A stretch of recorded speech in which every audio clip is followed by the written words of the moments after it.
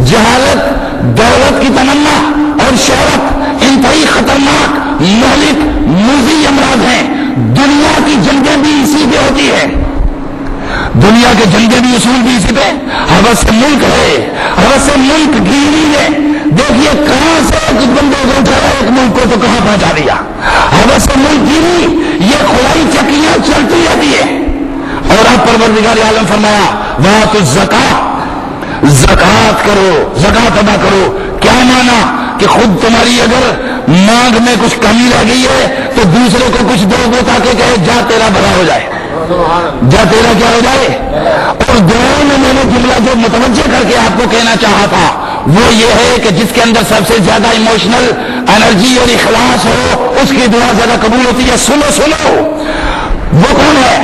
دنیا میں کوئی رشتہ ایسا نہیں ہے کہ جس کی دعا براہ راست پروردگار عالم سن رہا ہو۔ دنیا میں صرف ماں کا رشتہ ایسا ہوتا ہے جس کی دعا اور قبولیت کے درمیان کوئی شرط نہیں ہوتی۔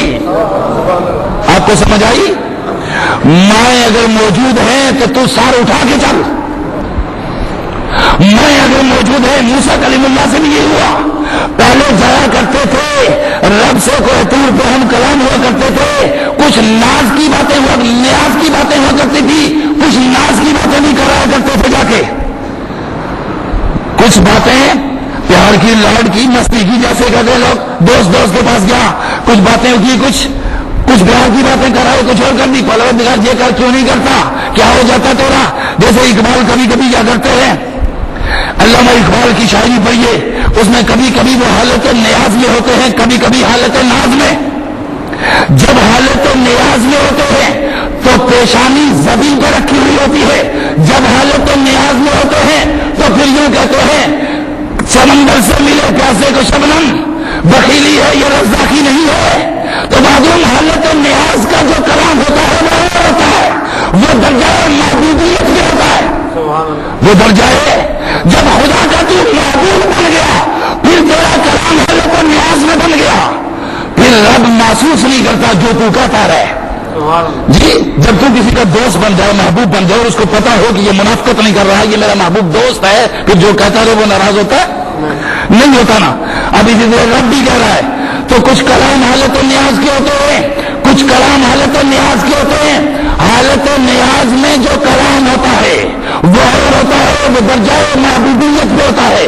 حالت نیاز پہ جو کلام ہوتا ہے وہ درجہ محبوبیت پہ ہوتا ہے، اور حالت نیاز کا جو کلام ہوتا ہے وہ درجہ بندگی اور درجہ غلامی پہ ہوتا ہے۔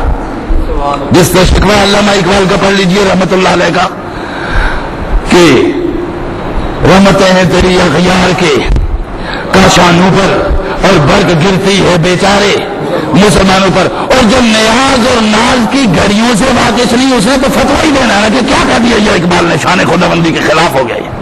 اور تجھے وہ مرتبہ ہی نہیں پتا جہاں خود خدا بڑھ کے نیچے آتا ہے اور یہ پوچھتا ہے خدا بندے سے خود پوچھے بتا تیری رضا کیا ہے۔ تو نہیں جانتا کہ خدا کب بندے کے قریب آتا ہے، خدا کی ضرورت، اور جب بندہ خدا کے قریب جاتا ہے تبھی خدا بھی بندے کے قریب آتا ہے۔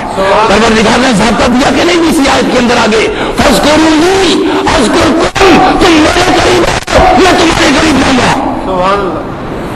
ہم کہتے ہیں فاذکرونی کہ تم میرا ذکر کرو، ہزار دانے کی تسبیح کھڑ چلتی رہے اور پتا چلے کہ بہت بڑے پیر صاحب ہے یہ اور دنیا سے بالکل کٹ گئے ہوئے ہیں اور بہت بڑے بزرگ ہیں۔ نہیں، خدا اس طرح کی چیزوں سے نہیں ہوتا، خدا تیرے دل کے اندر کی محبت کو دیکھ رہا ہوتا ہے۔ تسبیح نہ رکھ، اگر تیرا دل خدا سے جڑ گیا ہر سانس تیرا تسبیح بن جائے گا، ہر سانس تیرا تسبیح بن جائے گا، ہر سانس اندر جائے گی تو اللہ کہے گی، باہر جائے گی تو وہ کہے گی۔ اور یہ سانس تیری جب دل میں جب آپ غور کرے گا تو 24,000 بار تو لیتا ہے سانس، یہ ہے دھیان۔ اس کو کیا کہتے ہیں؟ دھیان۔ یہ ہے رب کی طرف دھیان کہ سانس تیرا اندر بھی خالی نہ جائے اور باہر بھی خالی نہ جائے، اس کو کہتے ہیں دھیان دیا کر اپنے رب کے ذکر کی طرف۔ اس دھیان پہ جب تو قائم رہے گا تو تھوڑی مدت کے بعد تجھے گیان حاصل ہو جائے گا، تھوڑی دیر کے بعد تجھے ज्ञान हासिल हो जाएगा तो ज्ञानी जय सिंह बन जाए बेटा। तो ज्ञान किसको कहते हैं? यानी ध्यान के तलाश और ज्ञान मिल गया। ज्ञान का मतलब क्या है? पहली है तलाश और दूसरी का मतलब है बस मिल गया जिसको तलाश कर रहे थे। यह रब और रब के और बंदे का ताल्लुक बड़ा प्यारा है। खुदा की कसम जब मिलेगा नहीं बाद में, बस ये जो तेरा सांस का रिश्ता है ना इसी में तलाश कर, बाद में नहीं, बाद में नहीं। मत उम्र जाया कर और मत अपना वक्त जाया कर, दुनिया की तरफ मत भाग और इतना भाग कि जितनी तेरी जरूरत पूरी हो जाए। गुलामी दुनिया की मत कर, इज्जत नफ्स नफरत कर, जमीन को मत बेचा कर, परवरदिगारे आलम के हुजूर अपनी मोहब्बत को जोड़ ले। यहां है ये माना है ज़कात का। ये माना क्या है? ज़कात क्या है कि तू जिधर से गुजरे, कोई गरीब और लाचार, कोई बेबस और मजबूर तेरे ऊपर निगाह करे और कि मौला वो बंदा जा रहा है जिसने मेरी मुश्किल को हल किया था। मेरे बच्चे को तालीम अगर न मिलती और ये सबब न बनता, आज मेरा बेटा जहालत की तारीख वादियों में पड़ा हुआ होता, माशरा उससे खराब होता, वो माशरे से तंग होता।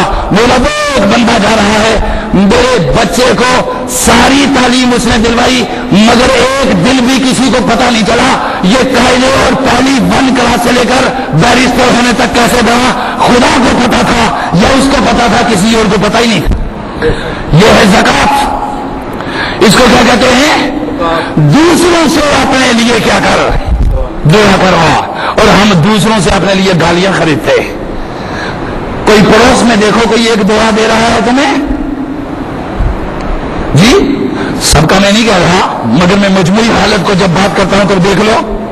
किसी दफ्तर में तुम हो तो देखो कोई दुआ दे रहा है तुम्हें, मतहतर हुक्मरान हो, कोई दुआ ले रहे हो तुम किसी से, कोई भूखा है तो बताओ कोई दुआ दे रहा है तुम्हें। और इस चीज को बयान कर रहा है कुरान। कुरान मुकद्दस बहुत खूबसूरती से कहता है वाक़िमिस सलात, मेरे आईन की पासदारी शुरू कर दो और फिर मेरे साथ दुआ का ताल्लुक जोड़ लो। लफ्ज आता है या नहीं आता, मुराकबे में बैठ जा। और मुराकबा समझते हो क्या चीज होती है? मुराकबा ये होता है कि तू रात की तन्हाई में बैठ जा किसी ऐसी जगह पे जहां तू परवरदिगार आलम को कह दे कि मेरा जिस्म भी खत्म, मेरी रूह भी खत्म, मेरी ख्वाहिश भी खत्म, हर शय मेरी खत्म, अब बस तू है और मैं हूं। फिर किसी वक्त ये हालत तेरी जारी रहे 10 दिन, 15 दिन, 20 दिन,